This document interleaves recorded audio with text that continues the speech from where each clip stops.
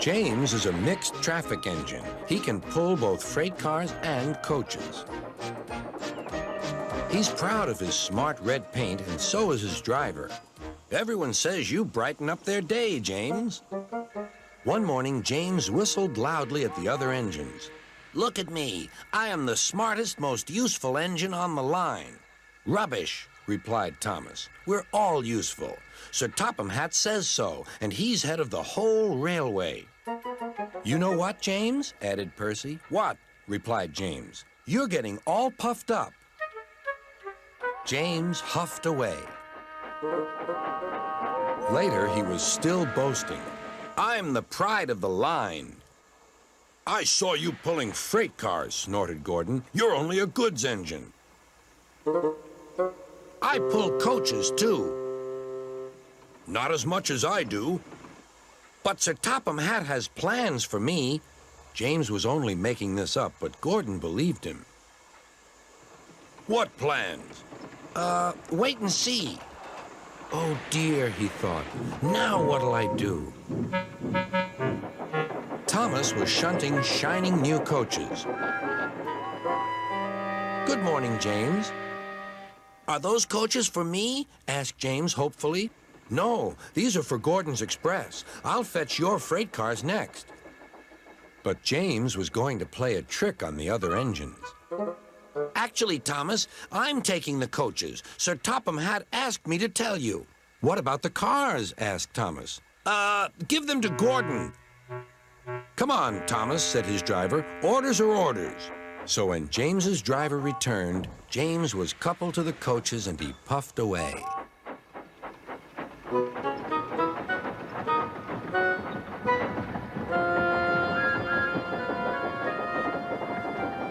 Thomas returned with the freight cars, and a few minutes later, Gordon arrived. Where's the express?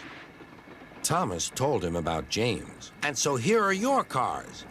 Gordon was very cross, and so was his driver. Wait till Sir Topham Hatt hears about this. Meanwhile, James was enjoying himself enormously. What a clever plan! What a clever plan! He chuffed. Then he saw Sir Topham Hatt. Some jokes are funny, but not this one, James. You have caused confusion. Yes, sir, said James. You will now stay in your shed until you are wanted. The other engines teased James.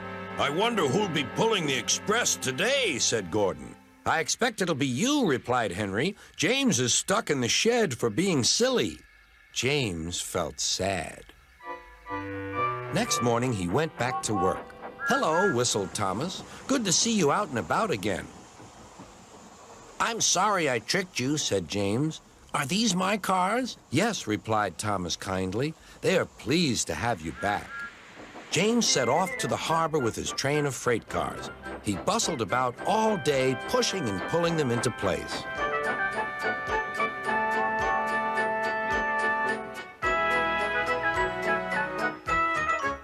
Time to go home now, James, said his driver at last. No cars or passengers, just we two.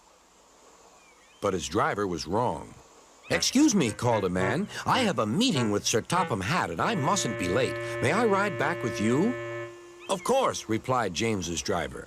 Then he whispered to James, this gentleman is a railway inspector. James was most impressed. He steamed along the line as smoothly and quickly as he could.